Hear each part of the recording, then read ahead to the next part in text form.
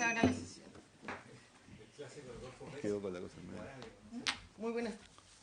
Muy buenas tardes. Señor secretario, cuenta. Se recibió un proyecto de ley de los honorables senadores señor Velázquez y señora Sepúlveda, que modifica la ley 18.678, que señala la ciudad en que debe celebrar su sesión el Congreso Nacional, con el objeto de permitir la realización de sesiones de sala del Senado en regiones en las condiciones que indica. Y que haya un sorteo. Y permite sesionar a la sala del Senado y la Cámara de Diputados 2 veces al año en regiones mediante un sorteo o cuando 2 senadores lo piden y lo apruebe la mayoría, y señala que los gastos lo asumen los parlamentarios. Tengo la sensación de que esto sería bueno antes de que la comisión lo conociera, que lo viera la comisión de régimen, porque esto puede tener un gasto. Mandémoslo a la comisión de régimen para la opinión y después que haga una vez con el informe de la comisión de régimen que va para esta tabla cuando tengamos el momento. ¿Algo más? Eso solamente, senador. Paso la palabra por la cuenta. Bien, entramos entonces a seguir el análisis de los dos proyectos en tabla, que es la reforma constitucional y la modificación a la ley de refugio y de migraciones. Habíamos quedado en la sesión pasada con la palabra dada para Gabriela y, bueno, primero que nada saludar a Gabriela, saludar al director nacional de Migraciones, el señor Taller, muy buenas tardes a ambos, Álvaro Belolio, no sé si ahí está también lo saludamos, y habíamos quedado con la palabra para Gabriela, luego para Álvaro y luego otras consultas de los senadores para nuestros tres invitados. Gabriela, tiene usted la palabra. Un segundo, Gabriela, un segundo que el senador Rojo quiere hacer una intervención antes. Por supuesto. Bueno, primero saludar a todos los tres invitados y a todos los presentes. No, lo que pasa es que quizás, porque yo entiendo que de lo que me acuerdo es que nosotros hicimos una batería de preguntas, hartas preguntas a ustedes, que ustedes van a responder ahora. Entonces, cuando respondan, si pueden hacer algún tipo de alcance de exactamente de la pregunta que están respondiendo y quién la hizo. Sí, podría ser, no sé si tiene memoria de todo lo que ocurrió en la sesión pasada, pero para estar bien contextualizado respecto a las respuestas que están dando. Eso. Gracias, senadora. Ahora sí, Gabriela, tiene la palabra. Muchas gracias, senadora. Muchas gracias, senadora, también por la invitación y dar continuidad a la conversación. Voy a ser muy breve. Yo lo que recuerdo es que había habido una pregunta de parte del mismo senador Rojo Edwards con respecto a propuestas de cómo en el fondo apuntamos, y se habló de algo muy fundamental, que es la convivencia, ¿no? De que en el fondo tenemos un problema de convivencia, que lo que menos queremos nosotros es que esto derive en hostilidad, en que no podamos en el fondo convivir pacíficamente entre quienes habitamos el territorio chileno, que podemos ser algunos nacidos en Chile y otros nacidos en el extranjero. Y en ese sentido, solamente ser muy breve, yo creo que el mismo senador Proens dio ciertas pistas, recuerdo en la última sesión de la comisión, con respecto, por ejemplo, a la conversación sobre igualdad de condiciones en educación y en otro, en que había que sumar también, no solo desde una perspectiva jurídica o de seguridad, sino también conversar con el Ministerio de Educación y cómo asegurar en el fondo el acceso de derechos de todos los niños y niñas en las regiones que están con problemas, y ahí entiendo mucho la situación del mismo senador Proens, de la senadora Bensberger. Entonces yo creo que también eso es que la conversación no solamente sea en materia de expulsión, de reconducción, que son materias muy importantes y entiendo su preocupación, pero sí que esta conversación se amplíe con respecto a los problemas sociales más allá de la respuesta que se pueda dar de eso. Y con respecto a lo otro también, algo que yo también le he escuchado al director del Servicio Nacional de Migraciones, que tiene que ver con un registro, con información de quiénes son las personas que han ingresado por paso no habilitado, para que contando con esa información, a partir también de la oportunidad que tenemos con la Política Nacional de Migraciones, se pueda discutir mecanismos de regularización, focalizándonos en aquellas personas que tienen arraigo en Chile, que han tenido intención de trabajar, que sin duda en el fondo se integrarían de una buena manera. Yo creo que esa es una palabra que falta también en esta conversación, que es la de integración, políticas de inclusión y políticas de regularización, porque en definitiva, y me acuerdo que el senador Rojo Edwards dijo algo que es cierto, que es cómo sacamos el buenismo de la conversación.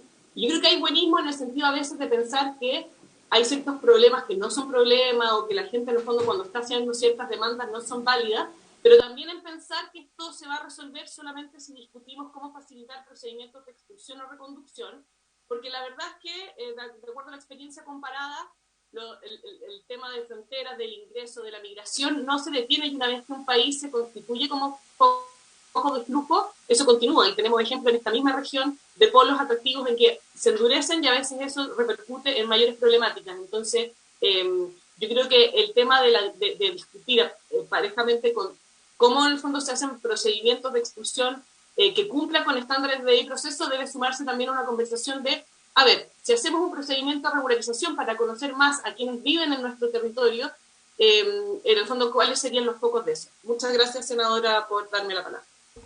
Gracias a usted, Gabriela. Le damos la palabra ahora a Álvaro, que tampoco había alcanzado a contestar alguna de las consultas hechas en la sesión pasada. Luego, director, como usted ya había hablado, vamos a hacerle una consulta porque yo tampoco alcancé a hacer consulta y partimos la segunda ronda con ustedes partiendo con el director. Señor Belolio, tiene la palabra. Muchas gracias, presidenta. Saludar a los senadores y senadoras presentes, a las autoridades y organizaciones de la sociedad civil. Un comentario general, solo recordar que después de la sesión anterior, el senador Insulza fue portada al diario comentando que la expectativa que había en este verano, los ingresos clandestinos iban a superar los 60 70 mil casos. Efectivamente, acá hay una realidad. Eso significa que bajo las expectativas del senador Insulza son 10.000 al mes. Y el día de ayer, o sea, el día 29 de noviembre, 100 personas intentaron entrar por Chacayuta, generando una presión en la frontera, y el delegado mencionó la utilidad de la reconducción para hacer frente a esta medida. O sea, acá claramente se está ocupando de forma efectiva la medida con Perú, entonces aún sigue siendo inexplicable que no se ocupe con otros países. Con respecto a las preguntas, el senador Elizalde había preguntado sobre el tema de la figura de refugio, de cuáles eran los números. Si efectivamente valía la pena esto o no. Bueno, entre el 2016 y el 2019 hubieron cerca de 16.000 solicitudes de refugio, 16.000. Cual los que presentaban después del análisis, que se demora de 2 a 3 años, los que realmente se demostró una necesidad de protección o una persecución, eran menos del 1%. De esas 16.000 solicitudes, ahí me tocó revisar prácticamente todas, ellos eran en la práctica migrantes económicos, venían a buscar trabajo, venían a buscar casa, pero eso no es una solicitud de refugio. Por lo tanto, lo que hacen y la razón por la que hacen es que al solicitar refugio, automáticamente tienen un carnet de identidad, regularizan su situación, les facilitan el ingreso laboral, y una vez que se responde a este proceso, que se demora 2 o 3 años, ya un proceso de expulsión o un proceso de abandono prácticamente imposible de realizar. Entonces, acá yo creo que es relevante entender que el mal uso de la figura de refugio termina perjudicando principalmente a quienes realmente necesitan esta figura. Creo que las propuestas planteadas en este proyecto de ley ayudan a simplificar este proceso y algo que también es compartido por el Ejecutivo. Ahí, senador Edwards preguntó 2 preguntas. Uno, el tema del acceso a salud, y lo segundo tenía que ver con qué medidas habrían que hacer. Entonces, sobre el tema en acceso a salud, yo creo que hay que separarlo en 2 temas. Uno, la atención de urgencia no se prioriza por nacionalidad. Se ocupa el proceso de triage, que es el proceso de colores, donde se establecen ciertas prioridades. Está acá, los casos rojo, naranjo, verde, azul, amarillo, y cada uno tiene un tiempo determinado. Y el acceso a salud en urgencia está plenamente ratificado en todos los acuerdos internacionales, y no conozco a nadie que limite esto según nacionalidad, que el proyecto presentado tampoco toca este tema. Distinto es lo que se quiere decir, que tiene que ver con el acceso a otros servicios sociales, subsidio de arriendo, subsidio de vivienda, acceso a educación inicial, a educación superior. Solo para que entiendan, hay 8 millones de migrantes en Sudamérica desempleados. Si la lógica es ampliar la cobertura y ofrecerle casa y colegio hasta 8 millones de personas, claramente va a ser tremendamente complejo y va a generar una presión brutal en la comunidad y problemas de cohesión. Y cómo un funcionario puede efectivamente validar o tomar la diferencia que no, que sí, bastante sencillo. Que pidan RUT, que pidan el carnet de identidad. los migrantes que están regularmente en Chile tienen carnet de identidad. Los migrantes que entran clandestinamente no lo tienen. Entonces, además, hay un artículo específico en la ley, el artículo 44, que habla sobre la solicitud de rol único nacional, que además es un reglamento que sacó el Ministerio de Justicia, que dice que los órganos de administración de Estado, instituciones o organismos establecen y generan este número. Entonces, acá la pregunta, que es muy válida, ¿cuál va a ser la propuesta o la estrategia? ¿Queremos darle casa priorizando a estos 8 millones de migrantes que no tienen trabajo? ¿O nos vamos a hacer cargo de las realidades del país? Sobre qué se puede hacer, bueno, efectivamente, yo sí comparto visión transversal. O sea, un país que tenga ingreso clandestino cero, no hay ninguno en el mundo. O sea, hay países que son islas y siguen teniendo ciertos ingresos clandestinos. Pero sí hay algunas medidas que son señales efectivas para desincentivar el ingreso. Lo primero, y algo que ha faltado mucho en Chile, el tema de la fiscalización con respecto a quién está autorizado a trabajar o no. Conocimos unos videos en la región de Tarapacá, donde habían repartidores, que ellos decían que efectivamente estaban trabajando irregulares, que habían entrado de forma clandestina, y iban a hacer un paro para que la policía no los detuviera o no los fiscalizara. Bueno, según una encuesta del Banco Mundial, hay más de 125.000 extranjeros que trabajan en aplicaciones de reparto. La gran mayoría de ellos, sin autorización, algunos clandestinos, sin conocer sus antecedentes penales. O sea, un proceso sin fiscalización laboral, porque la razón por la cual los migrantes, según las encuestas y estudios que hemos hecho, que vienen a Chile son dos. Uno, la promesa de que aun cuando entren clandestinamente, igual les van a dar una visa, que es lo que se comentó recién. Y dos, el acceso al mercado laboral, aun cuando sea informal, que los dejen trabajar igual. A nivel OCDE, la gran diferencia de Chile con los otros es que enfocarse en los empleadores que contratan a extranjeros que no tienen autorización tiene una sanción muy alta. Y en Chile la fiscalización de ese tema, transversalmente, en este año, o sea, en la historia de Chile, es muy baja. Entonces, ese es el punto 1. El punto 2, el control fronterizo tiene que ser no cuando el extranjero ya está adentro, no una lógica de que control fronterizo es hacer un registro biométrico, sino el control fronterizo tiene que tener apoyo presencial de la Fuerza Armada, como plantea la reforma constitucional. Tiene que mejorar el proceso de reconducción, como plantea la reforma. Tiene que haber medidas efectivas, ya sea en infraestructura, en personas u otro, que hagan que las fronteras no sean un coladero. Y el tercer punto, que si bien yo comparto que las expulsiones no son el único mecanismo, sí tiene que haber una probabilidad que efectivamente hay una sanción al ingreso clandestino. Si tú tienes 50.000 ingresos clandestinos, cerca de lo que tenemos este año, pero solo entre abril a octubre han expulsado a 10 por ingreso clandestino, no es una amenaza real. O sea, eso no va a ocurrir. Entonces, uno no dice el 100%, si estoy de acuerdo que eso es imposible materializar, pero 5%, 10%, pero 10 de 50.000 en la práctica no es efectivo. Nosotros en los análisis que hicimos, prácticamente ningún migrante que ingresa clandestinamente tiene o conoce o dice que hay un riesgo de expulsión. Para ello, efectivamente, es el tema del acceso al mercado laboral y lo que siempre piden, que les den rápido el acceso a subsidios de arriendo o subsidios de vivienda. Y eso tenemos que hacernos cargo de esa realidad. ¿Está Chile preparado, como estaban diciendo en el Ejecutivo, que hay que ampliar la cobertura para hacernos cargo de todos los migrantes desempleados de Sudamérica? Y finalmente, sobre el comentario que hizo el senador Velázquez, que preguntó que no solo hay que ver desde esta perspectiva, sino también política social o otro, se comparte la necesidad de una política integral. El servicio, yo tengo claro que está diseñando la política migratoria, en trabajo regional y otro, y eso justamente, esta política migratoria responde a esta necesidad. Y esto perfectamente se puede trabajar en paralelo a las medidas que estos dos proyectos de ley están presentando. Entonces, es importante entender que es muy difícil tener una política social migratoria sin tener una migración segura, ordenada y regular, pero sobre todo responsable, que se haga cargo de la relación entre nacionales y extranjeros. Entonces, en cohesión, integración e inclusión, la política migratoria, que fue diseñada esa lógica y cada gobierno puede plantear la que defina según su ideología, está perfecto, por algo están electos, pero en paralelo también estas reformas que ayudan a una migración responsable, que ayuda a la cohesión. Finalmente, Presidenta, solo para cerrar, acá hay grandes desafíos. O sea, solo considerar, según los reportes de Gendarmería, el 11,3% de la población privada de libertad extranjera, el 45% en la región de Tarapacá.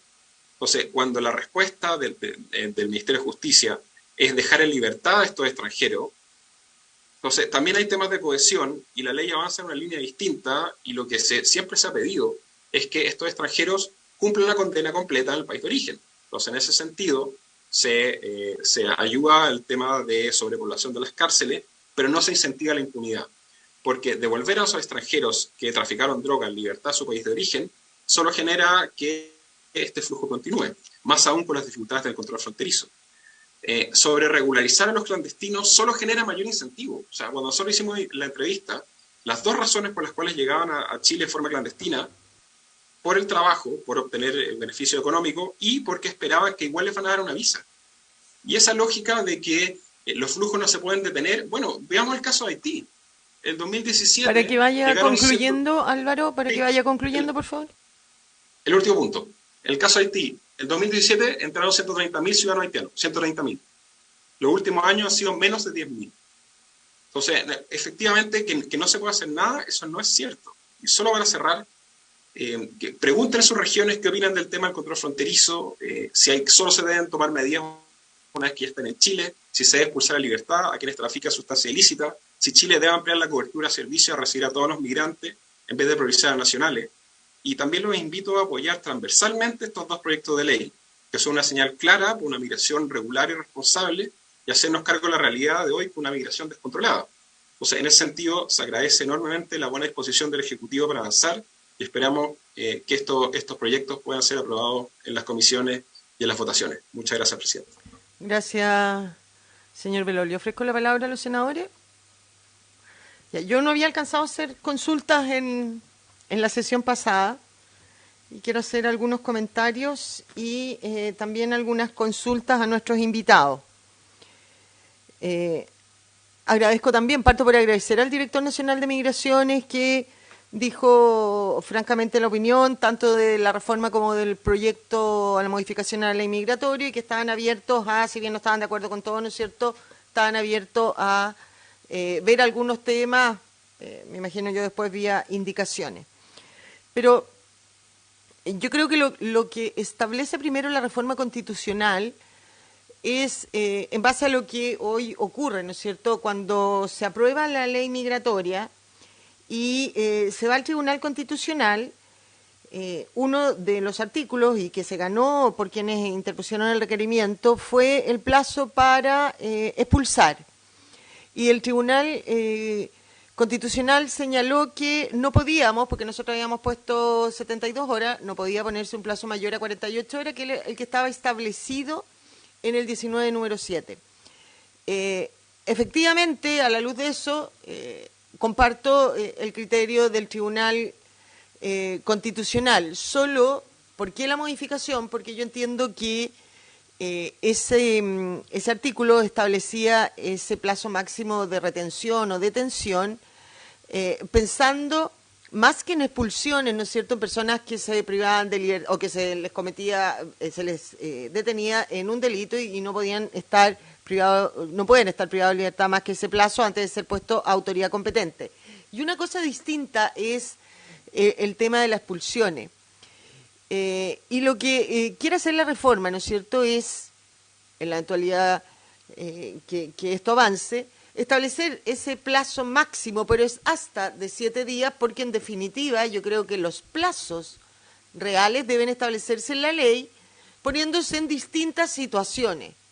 Evidentemente que si tú en Iquique tienes que retener a un boliviano para ser expulsado por Colchane a su país, no requieres ni siquiera 48 horas, ¿no es cierto? No sería lógico que en ese caso se pudiera contar con 7 días. Ahí me parecería una retención abusiva o arbitraria. Lo mismo que en Arica se quiera expulsar a un peruano por Chacayuta. Pero sí, y lo conversábamos algo en la sesión pasada, ¿no es cierto?, cuando tú tengas que expulsar a alguien a un lugar cercano, que primero la PDI tiene que ver, o el propio Servicio Nacional de Migraciones, cuando son administrativas, ¿no es cierto?, ver los recursos, los pasajes, la disponibilidad de la PDI para acompañarlo, en fin. Entonces, claramente, frente a eso, y mientras más lejos sea el país de origen donde hay que expulsarlo, las 48 horas no sirven. En la transitoria que se incluye, yo creo que aquí todos los temas son importantes, pero pero ninguno se va a resolver en forma definitiva si no controlamos la frontera. Porque mientras sigan sin control, es ir agrandando los problemas. Tú puedes tener una muy buena política, puedes disponer recursos, pero es un círculo vicioso. O sea, hoy día en el presupuesto hay una cantidad importante que ya partió en el año 22 para recuperar espacios públicos, al menos en la región de Tarapacá, particularmente en Iquique, que fueron absolutamente deteriorados, ¿no es cierto?, porque esta gente, al ingresar y no tener dónde estar, ocupaba plazas y áreas verdes. Entonces, se van a invertir y se van a recuperar.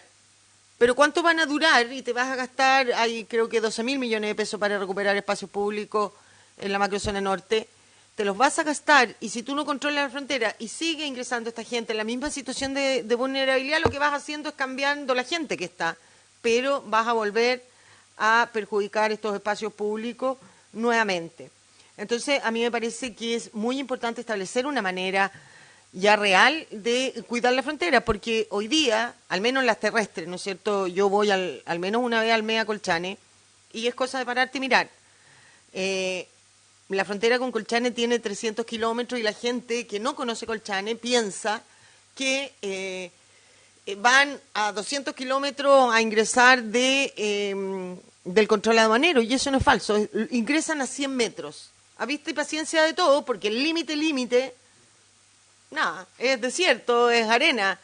Entonces, poniendo un pie adentro ya nada tienen que hacer.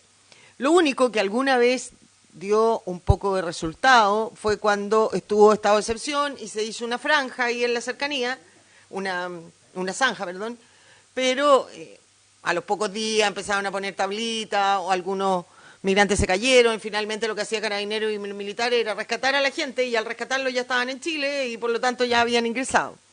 Entonces, no ha habido hasta ahora ninguna forma de controlar ese ingreso clandestino.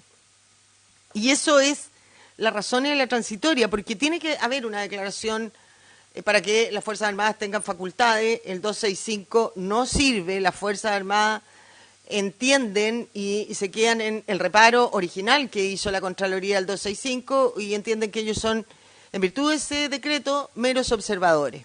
Entonces tenemos que de alguna manera darle un mayor control en el ingreso migratorio a las Fuerzas Armadas, o en controlarlo al menos, en ayudar a Carabineros o a la PDI. Y había que poner cuándo. Decían que la PDI por sí mismo no podía declarar crisis. No es tampoco eso lo que se dice, sino que obviamente quien tiene que declarar eso es el presidente de la República, pero lo que requiere es lo que propone la reforma, ¿no es cierto?, un informe de la PDI que te señale que hay, no sé, 1.000, por poner un número, que es lo que está puesto ahí, pero pueden ser 2.000, no tengo idea qué. Ingresos clandestinos en un mes, eso claramente en regiones chiquititas, como Tarapacá, es una crisis. Y ahí se puedan tomar medidas. De alguna manera, a lo mejor también se puede ver con esta propuesta que yo todavía no conozco del Ejecutivo, de este nuevo estado de excepción, con menos restricciones, no sé, pero el control fronterizo es básico. Y hoy día, ni en este gobierno ni en el gobierno pasado, hubo ningún control fronterizo. Los proyectos de ley, primero modifican la ley de refugio. Yo soy una convencida, ¿no es cierto?, del estándar europeo. Y el refugio aéreo, o la persona que pide refugio que ingresó por el aeropuerto, no es problema. Claramente no. Pero sí en el terrestre, porque la lógica indica que tú tienes que dar refugio a las personas quienes están en peligro su vida o su integridad física por cualquiera de las razones que ahí se señalan, por razones políticas, religiosas, de identidad sexual, etcétera. Pero la lógica del refugio es que tú lo pidas en el primer país democrático que pisas. Porque mucha gente que ha ingresado por Colchane, venezolanos particularmente, ¿no es cierto?, yo iba a todos los albergues y conversaba con ellos. Un porcentaje no menor tenía residencia definitiva en Perú. Pero ellos eligieron, porque encontraron que Chile podía darle mejor oportunidad, venirse a Chile. Entonces, esa persona que salió de Venezuela, que estuvo en Colombia, que estuvo en Ecuador, o que estuvo en Perú o en Bolivia, y a los 3 años, habiendo pasado por todos esos países, llega a Chile, ya no está en riesgo su vida. Él ha elegido libremente desarrollar una mejor vida probablemente en Chile. Pero ahí entonces la ley que le debes aplicar es la ley migratoria, no la de refugio, porque ya dejó, al salir de Venezuela o al obtener residencia definitiva, llevar 2 años en Perú, ya no está en peligro su vida. En mi opinión, y entiendo que es el estándar europeo. Los temas de la reconducción, acá yo creo que el gobierno tiene que hacer un esfuerzo mayor con Bolivia, ¿no es cierto? Una frontera se cuida por 2 países. No es que la reconducción o el concepto de reconducción esté fracasado. Está fracasado porque Bolivia no cumple con ninguna de sus obligaciones en la frontera. Una frontera, como su nombre lo indica, significa que 2 países se preocupan de sus ingresos y egresos y de ambos tienen que preocuparse que estos sean, ojalá, todos legales, ¿no es cierto? Y por lo tanto, si Bolivia, que solo aceptaba reconducción de bolivianos, pero es ilógico, si él dejó salir ilegalmente de Bolivia a migrantes que entraron clandestinamente a Chile, es responsabilidad también de ellos, y ahí yo creo que efectivamente más que Ministerio del Interior es la Cancillería la que tiene que trabajar con el gobierno de Bolivia para que pase lo que pasa en Perú. Perú acepta la reconducción independiente de si los ingresos clandestinos son peruanos o de otra nacionalidad. El tema de los 90 kilómetros es, y creo que también lo expliqué, ya no sé si aquí o en otro lugar, es para que cuando tenga una mayor posibilidad de hacerlo, porque la reconducción lo bueno que tiene es que es inmediata, que produce hartos gastos menos, y porque si tú ingresas clandestinamente, y yo creo que esto se repite en varias fronteras terrestres, en el caso Colchane, que es la que más conozco, ingresas por ahí hasta 90 kilómetros, incluso un poco más, que llegas a Guara, es un solo el camino por el que puedes estar, o sea, no puedes venir de otro lado,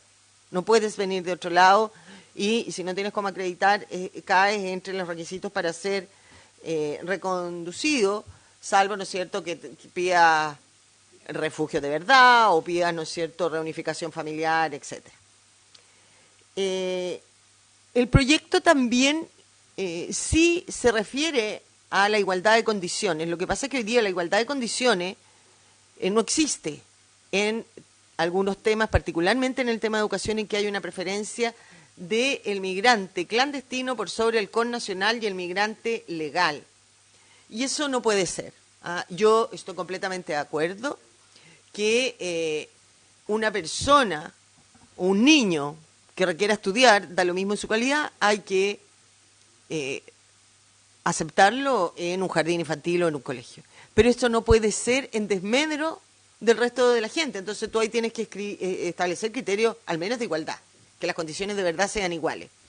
En el tema de salud, yo lo he hablado mucho con el director de emergencias del Hospital de Iquique, doctor Mora, que describe una situación caótica y que el 1 de enero, con el término del personal contratado por COVID, va a ser crisis total, ¿no es cierto?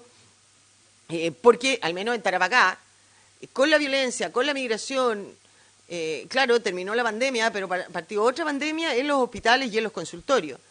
En los consultorios, el NIM, creo que se llamaba, si mal no me acuerdo, que alguna vez se estableció para poder pagarle per cápita, no funciona.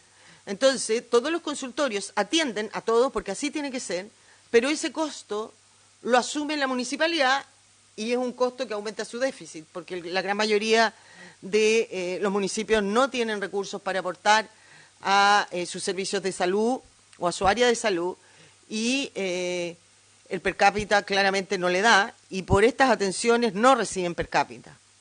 Lo mismo pasa en el hospital, ¿no es cierto?, en que se atienden todas las urgencias, pero tampoco se le devuelve plata por esas atenciones, sino que pasan a engrosar los déficits de los hospitales. Y aquí, ojo, yo no estoy diciendo que no se atiendan, estoy diciendo que a los hospitales y a los municipios hay que devolverles esas atenciones lo que gastan en salud. Y aquí en las urgencias sí se produce un problema puntual, y particularmente en mi región con el INH, que las atenciones en urgencia están catalogadas en C1 y C2. C1 es la atención inmediata, ¿no es cierto?, que son las personas que llegan en un estado de gravedad de vida o muerte, y el C2 que tienen, si mal no recuerdo, hasta media hora para ser atendido. La urgencia del hospital de Tarapacá, de Iquique, se demora 5 horas en el C2. Y muchas veces han recibido presiones del INH, no lo digo yo estoy repitiendo lo que a mí en una audiencia me dijo el doctor Mora, que además no es de mi ideología política y no tiene nada contra los migrantes, pero él solo describía la situación del hospital. Entonces dice, tenemos amenazas de demanda porque estamos haciendo esperar la atención en los migrantes. No la estamos rechazando, pero si ellos vienen con un C2 y yo tengo un C1, tengo que atender al C1, porque atender al C2 primero significa la muerte del C1. Pero han tenido tal presión y tal amenaza de demanda que muchos médicos que no tienen a lo mejor la pachorra suficiente exponen la vida del C1 para atender al C2 para evitarse demandas de negligencia médica o que no cumplen la ley, porque de hecho allá no se cumple, no porque no quieran los doctores, es porque no les da con los recursos que tienen. Entonces ahí hay que ver ese tema importantemente. Y en el tema de vivienda, claramente, ¿no es cierto?, el 2014, a mí me tocó ser intendenta, yo entregué la región con 6 campamentos y día hay 69. Y esto, hay un déficit habitacional gigantesco, pero también ha ido aumentando dramáticamente por los migrantes que ingresan. Yo de verdad creo que vivienda, el subsidio habitacional en propiedad a los migrantes no puedes dárselo sino hasta un número de años necesario después de la residencia definitiva. Porque tú tienes que tener, o el migrante tiene que demostrar su arraigo con la región. Porque lo que pasa, o ha pasado mucho allá, es que postulan a subsidio, los obtienen antes, están 1 año, 2 años, juntan dinero, venden la casa que les dio el Estado y se devuelven a su país. Entonces, por eso que es importante, y ese subsidio y esa casa la perdiste, ¿no? Porque el serbio tampoco tiene capacidad para dedicarse a demandar y recuperar esas casas porque no puedes vender las casas por subsidio. Entonces, claro, puedes atender, si tuviera el gobierno los recursos, a través de, a lo mejor, a los más vulnerables un subsidio de arriendo, pero no un subsidio en propiedad mientras tengas este déficit habitacional en Chile y además no se pueda comprobar el arraigo en el país porque terminan perdiendo finalmente el Estado porque pierde subsidio y pierde soluciones a otras personas que llevan años esperando. Ya, pero no voy a hablar más porque no voy a hablar. Senadores, les ofrezco la palabra. Una cosa se me olvidó, que, director, eso se lo encargo a usted, no es parte del proyecto de ley, pero históricamente, cuando las personas ingresan legalmente y están tramitando, o ya han obtenido la cédula nacional de extranjero, y se les vence la ley o un reglamento, no tengo idea quién, dice que no se vence mientras sigan porque ustedes le dan un papelito que dice que está en trámite, pero con carnet o cédula vencida no los atienden en un banco, no los atienden en ningún servicio. Entonces, ese tema hay que solucionarlo, porque hay gente que forzadamente entra legalmente, cumple con todos los trámites de la ley. Nosotros, como Estado, nos demoramos más, se vence la cédula, Migraciones le dice, no se preocupe, de acuerdo a la ley su cédula sigue vigente mientras su visa está en trámite, pero nadie le acepta la cédula vencida. Eso, muchas gracias.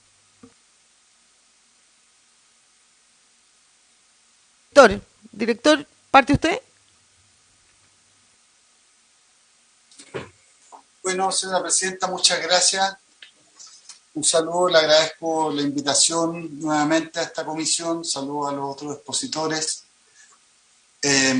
Sobre su última consulta, nosotros la semana pasada enviamos un oficio, o la antepasada, a la Comisión del Mercado Financiero para que instruya a las instituciones financieras en el sentido de que las personas cuando tienen una cédula de identidad ya vencida, pero tienen el trámite en proceso, eso habilita a validar esa cédula. Y lo mismo vamos a hacer con la Corte Suprema para que instruya a las notarías, para que las personas puedan hacer este trámite. Al mismo tiempo, en el Plan Nacional de Capacitación que tiene este servicio, nosotros estamos instruyendo este tipo de cosas también a los funcionarios y funcionarias públicos de manera permanente. Entonces, estamos atentos a esto y estamos tomando las medidas para que efectivamente se cumpla este aspecto de la ley. Respecto de las propuestas mismas, yo tratando de evitar la redundancia, ¿ya? Puesto que no quiero repetir cuestiones que yo ya comenté la sesión pasada y que enviaré por escrito. Ya hicimos el trabajo de redactarlas porque las teníamos redactadas a lápiz, por decirlo así, pero ahora ya las hemos transcrito. Voy a enviar a la comisión los comentarios a cada una de las propuestas, tal como lo hicimos con la propuesta de admisibilidad, ¿no es cierto?, con la minuta que enviamos a través de la Secretaría. Quería señalar simplemente algunos aspectos referidos a lo que usted acaba de comentar, señora Presidenta. En términos del plazo de detención, yo creo que es importante considerar en esta propuesta reducir las posibilidades de judicialización, ¿ya?, que tengan procedimientos de expulsión que los retrasan. Creo que este es un factor importante. Nosotros recomendamos en nuestra intervención en la sesión anterior la invitación a la Policía de Investigaciones que tiene efectivamente el conocimiento logístico y práctico de las demoras, tanto en los traslados de expulsados al interior del país, de los horarios de atención de las líneas aéreas que no contemplan, o las agencias de viaje que no contemplan los fines de semana, ni tampoco tienen un horario que termina a las 6 de la tarde, los chequeos de identidad, en el caso de que no hay identidad de las personas a expulsar, los PCR que están pidiendo algunos países. Entonces, hay una serie de elementos logísticos, ¿ya?, que la PDI creo que puede informar de manera mucho más sistemática y contundente para poder tener una determinación respecto de cuál es el plazo más adecuado para ejecutar o materializar las expulsiones. Hoy día tenemos un acuerdo respecto de que 48 horas es muy corto, ¿ya? ¿Cuánto es el óptimo? ¿Ya? Considerando la logística y considerando el elemento de evitar la judicialización, creo que es algo que la Policía de Investigaciones puede señalar. Respecto de la presencia de Fuerzas Armadas en la frontera, nosotros hemos también señalado que estamos de acuerdo con que aquí hay que buscar soluciones permanentes, ¿ya?, que tengan un efecto real en términos de señales de control de frontera y también en términos de acciones. Entonces, creo que ajustar las propuestas bajo estos criterios es lo que hacia donde nos debemos orientar, ¿ya? Sabemos las limitaciones que tiene el decreto 265, sabemos la urgencia que tenemos de enviar señales disuasorias en la frontera, pero también de tomar medidas concretas, ¿ya? En este sentido, yo ya he señalado varias veces que nosotros estamos trabajando en un protocolo para presentarle a Bolivia, para presentarle primero a la Cancillería, y ya lo tenemos prácticamente listo. Ya tenemos prácticamente listo este protocolo para facilitar, ¿ya?, o para acordar un procedimiento de reconducción. Ya señalamos la vez pasada también que hemos pasado de la conversación con Bolivia de si se reconduce o no a cómo lo hacemos. Estamos en ese punto y tenemos ya la propuesta prácticamente lista para que Cancillería presente el memorándum a la contraparte boliviana para que podamos proceder. Creemos que el instrumento de la reconducción, como se demostró la noche de ayer, es un mecanismo eficiente. Trataron de ingresar personas de manera irregular por el paso de Chacayuta, por el entorno, ¿no es cierto?, y se materializaron según la información que me transmitió el director regional del Servicio Nacional de Migraciones, a quien aprovecho de agradecer la deferencia de haber ido a Chacayuta, de haber estado hasta altas horas de la madrugada junto al delegado monitoreando esto. Se ejecutaron o materializaron en torno a las 20 reconducciones de personas. Ahora, la reconducción es un instrumento eficiente que hay que fortalecer y hay que, digamos, implementar bien con Bolivia, ¿ya? Tenemos que resolver ese problema, pero también tenemos que considerar lo siguiente respecto de la propuesta de extender el ámbito de reconducción a los 90 kilómetros, el hecho de que muchas veces es mucho más eficiente para efectos de un eventual retorno de la persona expulsarlo al país de origen que expulsarlo al país vecino. O reconducirlo al país vecino, porque si se lo reconduce a la frontera y se lo entrega a la policía o a una persona venezolana o haitiana, a la policía boliviana, en la eventualidad de que lo recibieran, la probabilidad de que esa persona vuelva a ingresar que quede libre y vuelva a intentar ingresar a Chile es mucho más alta que si se la expulsa al país de origen. Y por eso es que estamos trabajando en facilitar los procedimientos de expulsión administrativa, ¿ya? Según la información de la PDI, aprovecho a actualizarlo, se han materializado 24, yo sé que son pocas, ¿ya? Se han materializado 24 expulsiones administrativas que se suman a las más de 900 judiciales, que claro, nosotros participamos en eso, no las dictaminamos, pero sí en la logística. Llevamos en lo que va de año casi 1000 expulsiones en total. Este servicio, como sabemos, las judiciales también participa con la compra de pasajes, con la logística, con la coordinación con la Fuerza Aérea en el caso de que financiemos ese avión pagándole la gasolina, ¿no es cierto? Eso respecto del proyecto de reconducción. En cuanto a refugio, ¿ya? Nosotros somos partidarios del procedimiento de admisibilidad en la ley. Creemos que el que esté en la ley, digamos, tiene varias ventajas. Una, que la ley, como sabemos, apunta a cuestiones esenciales, ¿ya? Y los reglamentos apuntan a cuestiones procedimentales. Nosotros creemos que el procedimiento de admisibilidad se enmarca dentro de los elementos esenciales porque dice relación con la eficacia del Estado para implementar este instrumento. Y necesitamos regular esta práctica, ¿no es cierto? Hoy día estamos, digamos, nos ahorraríamos muchos recursos, muchas interpelaciones también frente a organismos internacionales. Hace poco tiempo atrás, la semana pasada o antepasada, llegó a la Comisión Interamericana de Derechos Humanos una reclamación de distintas instituciones por esta situación. Entonces, a nosotros nos urge regularlo, y nos parece que regularlo a través de la ley y no el reglamento es la fórmula para implementarlo. Entendemos que el refugio es una herramienta para protección de personas que están siendo perseguidas y vulneradas en sus derechos fundamentales en los países de origen. Y dado que el beneficio, ¿ya?, inmediato de una formalización es una visa de 8 meses, nos parece fundamental el poder tener muy resguardado el ingreso al procedimiento, ¿ya? Y este mecanismo de admisibilidad, que como también hemos transmitido, funciona en España, funciona en Panamá, funciona en Ecuador, funciona en otros países, deberíamos nosotros atenderlo. Respecto al tercer país seguro, también lo señalamos la otra vez, nuestra digamos, propuesta o contrapropuesta iría más por mirar lo que es el reglamento de Dublín, que establece que, porque es muy difícil demostrar que una persona pasó por un tercer país, ¿ya? Es muy difícil demostrarle a la persona que se le va a rechazar la solicitud por el supuesto de que pasó por un tercer país, salvo que intervengamos, miremos los teléfonos, con los GPS, en fin, que es algo muy, muy complejo de demostrar, ¿ya? Creo que es importante establecer mecanismos de intercambio de información con los países de tránsito de las personas, de migrantes, en función de determinar si han solicitado, ¿ya?, o si tienen alguna información de que han permanecido por un tiempo determinado en esos países, que nos permita a nosotros como país receptor de refugiados también el rechazar solicitudes en virtud de que vienen de un país seguro y han realizado un trámite migratorio en ese país, o solicitud de refugio o solicitud de visa.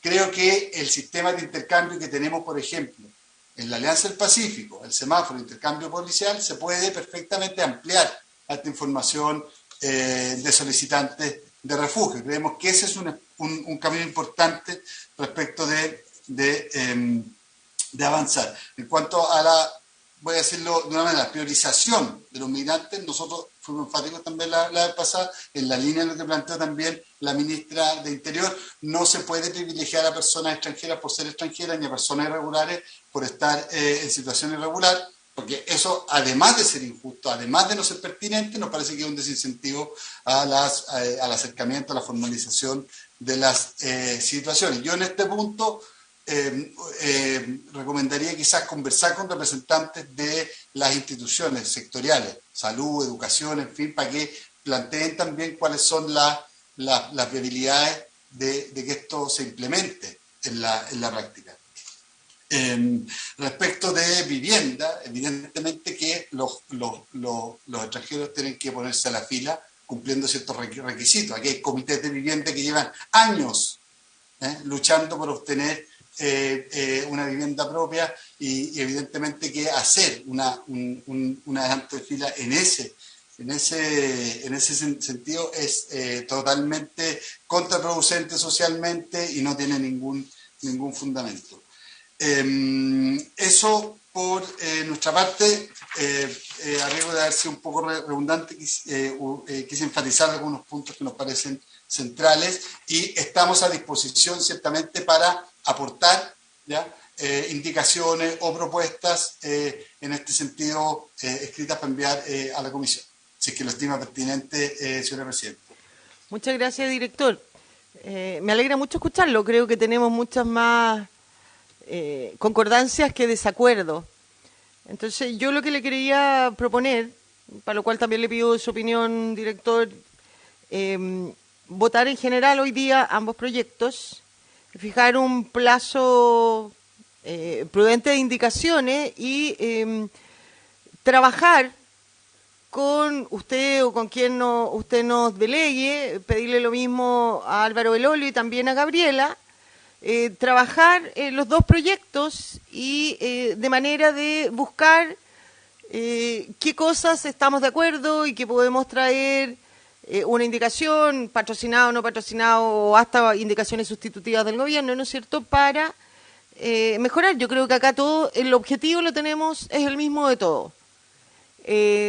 La manera de lograr ese objetivo a veces, ¿no es cierto?, pensamos distinto, pero si hacemos una conversación en que están los asesores de los parlamentarios y ustedes mismos, los asesores que ustedes digan, o incluso algunos de nosotros, y a ese trabajo también invitamos ahí a la PDI para las cosas puntuales que usted nos ha señalado, podríamos avanzar en el periodo de indicaciones en propuestas para tanto la reforma constitucional como el proyecto de ley y tratar de aprobar algo que nos deje tranquilos a todos, ojalá unánimemente. Director. Nosotros, señora Presidenta, reiteramos nuestra disposición a presentar propuestas de indicaciones en la línea de lo que hemos expuesto en la sesión pasada y esta. La fórmula de aquello, bueno, como es la comisión la que tiene la potestad de ir llevando adelante y liderando este proceso, yo sería como partidario que se definiera ahí. Y nosotros evidentemente estamos disponibles para hacer nuestras contribuciones en esa línea. Gracias, director. No sé si la comisión está de acuerdo de eso. Yo, no obstante que la reforma constitucional es de artículo único, yo no la votaría en general ni en particular. Creo que ambos proyectos es importante que tratemos de llegar a acuerdo. Entonces, votarlos en general hoy día, mandarlos a la sala, establecer un plazo de indicaciones y en ese plazo de indicaciones trabajar con nuestros invitados más la PDI. Senador. Sí, yo tengo una propuesta distinta, que es que la votemos en general y particular, pero conociendo las indicaciones, porque con indicaciones yo la podría votar a favor sabiendo cuáles son las indicaciones. En cambio, si en general tendría dudas. Entonces, como este artículo único, igual la vamos a ver en general y particular. Entonces yo la vería, si fuera posible, indicaciones para ver cuál va a ser el contenido. Ese es el primer punto. Yo quería plantear otra cosa. Pero perdón, ¿sí? Si hacemos eso, ¿habría acuerdo para que la veamos en particular y en No, general? No, porque la reforma constitucional, sí. El proyecto de ley hay que pedir autorización a la sala. Yo no tengo problema que lo veamos en general y particular, el proyecto de ley, veamos autorización en la sala y la reforma constitucional la veamos en general y particular porque es de artículo único. Pero prefiero que conozcamos cómo quedaría, porque por lo menos yo voy a votar sobre la base de cómo quedaría, no sobre el proyecto cómo está. Entonces con las indicaciones sería más fácil formarse una opinión. Eso. Y yo quería plantear otra reflexión. Pero perdón. Entonces la propuesta es que que hoy día se pida autorización en la sala para efectos de... Okay. Pero eso hace hoy día, no. Sí. No, esto no, perdón, lo que yo planteo no es para dilatar, sino que es para que podamos llegar a una buena fórmula, armonizar, claro, y si finalmente, algún senador no se convence, el contenido podrá votar en contra, pero hacer un esfuerzo por una norma que nos satisfaga a todos, entendiendo que tenemos, que compartimos la preocupación, pero tenemos prismas distintos, diferentes miradas. Eso es lo primero. Y lo segundo, le comentaba yo al senador Edwards recién, que yo creo que en Chile nosotros deberíamos iniciar un debate respecto del rol de las Fuerzas Armadas, incluso eso podría traducirse en una reforma constitucional que puedan cumplir algunas funciones de policía fronteriza. Porque hoy día, por ejemplo, tenemos policía marítima. Ahora, yo entiendo que este debate no es fácil por razón muy simple, por nuestra historia. O sea, si en Europa usted saca a los militares para el orden público, no es poco común ver en los metros de los países europeos, sobre todo cuando el Estado Islámico empezó a desarrollar todo tipo de atentados terroristas, ver a los militares cuidando la infraestructura crítica, podríamos decir. Y en el metro, en Roma, uno ve a los militares, para qué decir en París. Y eso nos generó mayor controversia y tuvo enorme apoyo social porque tiene una historia distinta de la nuestra respecto al rol de las Fuerzas Armadas en política. Y nosotros tenemos la historia de la dictadura y tenemos la historia del estallido. Entonces, claro, estas discusiones a veces están asociadas a traumas y traumas que tienen más que fundamento. O sea, hay una historia dolorosa detrás. Pero si nosotros iniciamos el debate de roles complementarios de la Fuerza Armada como policía fronteriza, formados al efecto, porque la formación es evidente que es distinta que la formación militar, incluso con uniformes distintos, para que además no sea interpretado por los países vecinos como movilización de tropas ni nada por el estilo, con una política pública explícita y que sea objeto de un debate nacional y de un acuerdo amplio, podríamos liberar a las policías tradicionales de roles que están cumpliendo hoy día. Y con la formación correspondiente, porque no es lo mismo un militar que está preparado para enfrentar una invasión que un militar que tiene que eventualmente detener en rigor a una persona que está cruzando, para qué decirse una mujer con un menor de edad, con una guagua, en fin. O sea, son contextos completamente distintos y hay que hacerlo con todos los resguardos necesarios para que se respeten los derechos de las personas en el procedimiento, que no haya ningún tipo de hecho que podamos lamentar. Pero yo haría ese debate, o sea, eventualmente hacer cambios para que puedan cumplir funciones específicas de policía en determinadas circunstancias, porque en caso contrario no vamos a tener ninguna capacidad o sea, Carabineros está exigido, está sobrepasado, no tienen mucha capacidad en la materia, son ayudados en alguna medida, pero son ellos los que cumplen estas funciones. Eso nada más. Gracias, senador. ¿Fue con la palabra, señores senadores? Gracias, Presidenta. Es interesante lo que plantea por su intermedio, Presidente, el senador Elizalde. Los tres que somos del norte sabemos que las fronteras son difíciles de proteger y custodiar. Al menos en mi región hay 540 kilómetros que nadie sabe lo que pasa y hay muchos pasos irregulares o hechos por faenas y que eso permite que uno pueda cruzar de un lado a otro sin ningún problema. Por lo tanto, hacer el debate y discutir de cómo protegemos nuestro país, no solamente el tema de la inmigración, sino que también nuestro país, creo que es importante poderlo analizar y ver la perspectiva de lo que ha planteado el senador Elizalde, de formar una policía militar dentro del ejército que pueda custodiar, que ellos la tienen muchas veces, pero son sacados de los mismos conscriptos que tienen en los regimientos, pero esto tiene que ser algo más especializado, que tenga una mirada distinta y una preparación diferente. Así que yo comparto la propuesta del senador Elizalde, Presidente. Senador Velázquez. Gracias, Presidenta. Primero, respecto al proyecto, sí, yo creo que está la voluntad, son fórmulas, todos estamos interesados, usted ha ingresado a varias, pero creo que sería bueno con las indicaciones respectivas que busquemos algo más consensuado, porque si no nos vamos a perder una buena cantidad de semanas con puntos de vista diferentes y uno se observa que en la comisión no es esa intención. Y lo segundo, sí, sería interesante también considerar esta propuesta que requiere diversas miradas. Tenemos ahí puntos de vista quizás distintos, pero en el fondo, ¿cómo fortalecemos? Porque hoy ya estamos con la eterna discusión de cómo consolidar el trabajo de Carabineros. Hoy día Carabineros está sobrepasado, olvidémonos de los conceptos de refundación y todo ese tipo de cosas, pero no hay nada concreto respecto al tema de fronteras. Porque hay otros temas que hoy día están convocando al gobierno y nosotros también estamos. Entonces, creo que este es el espacio, esta comisión, como para que iniciemos un trabajo, convoquemos a otros tantos más, pero sería bien interesante demostrar algo concreto respecto al resguardo de fronteras. Puede ser una policía militar, algo intermedio, en fin, yo creo que ahí tenemos bien porque se coloca el tema.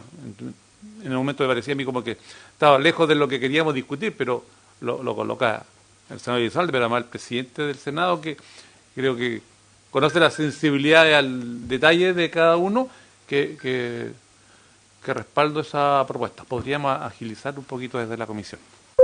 Muy bien.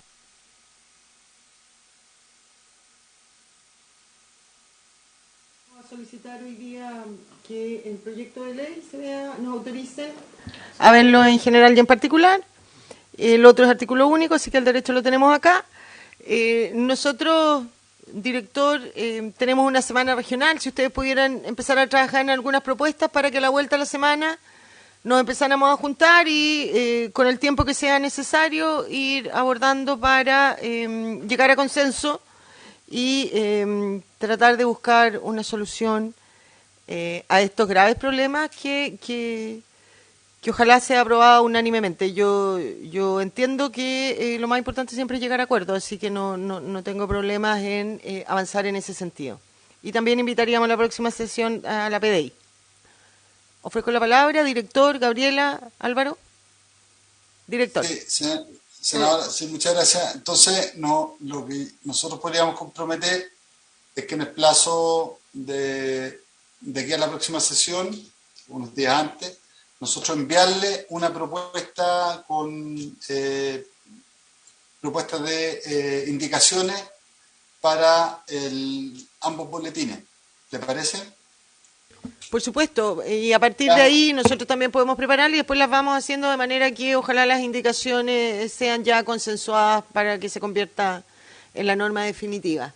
Gabriela, usted me había pedido la palabra. Gracias, director. Muchas gracias, senadora. Sí, desde el servicio quedamos un poco preocupados. Vamos a hacer llegar también, hicimos llegar nuestras minutas a partir de lo conversado hoy día, solamente hacer presente que es importante con respecto al refugio y a la vivienda también en hablar con números precisos. O sea, desde el Observatorio de la Migración Responsable se habló, se deja cierta idea, pero la verdad es que de acuerdo a datos proporcionados por el Ministerio de Vivienda y Urbanismo, todos los subsidios habitacionales, población migrante constituyen 4,5, que está muy por debajo de lo que se estima que es la población migrante en general. Son los datos oficiales del mismo, del año 2019 específicamente. Y con respecto a la solicitud de refugio, yo también trataría de que veamos que efectivamente el problema no es un mal uso de la figura. Para que no se instale eso, se otorgan muchos menos, y yo creo que y eso no se debe al análisis jurídico profundo y la capacidad que se ha desarrollado desde el Servicio y el anterior Departamento de Extranjería. Lo que vemos desde de ejercicio práctico es que las resoluciones son bastante poco fundadas, hay pocos mecanismos, en el fondo hay personas que incluso en recepción dan orientaciones con respecto a si la persona merita protección internacional o no.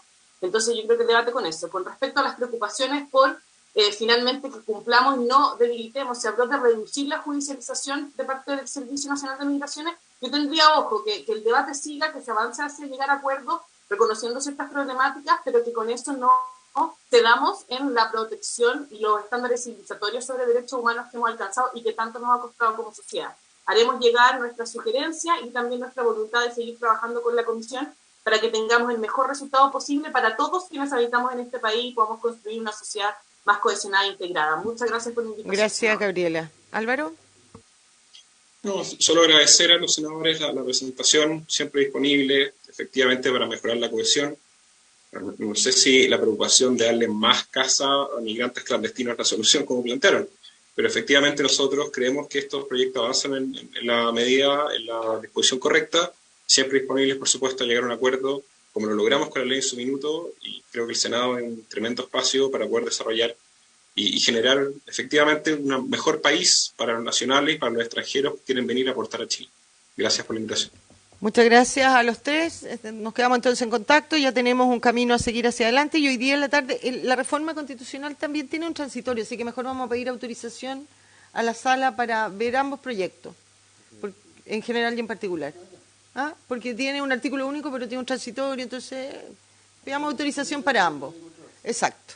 Bien, habiendo dado término a la materia para la cual fue citada esta comisión, esta se levanta. Muchas gracias, Gabriela, Álvaro, director. Y ahí estoy media ciega. ¿Cómo se llama? Hasta luego, gracias. Gracias, senadora. Gracias, senadores todos. Recording.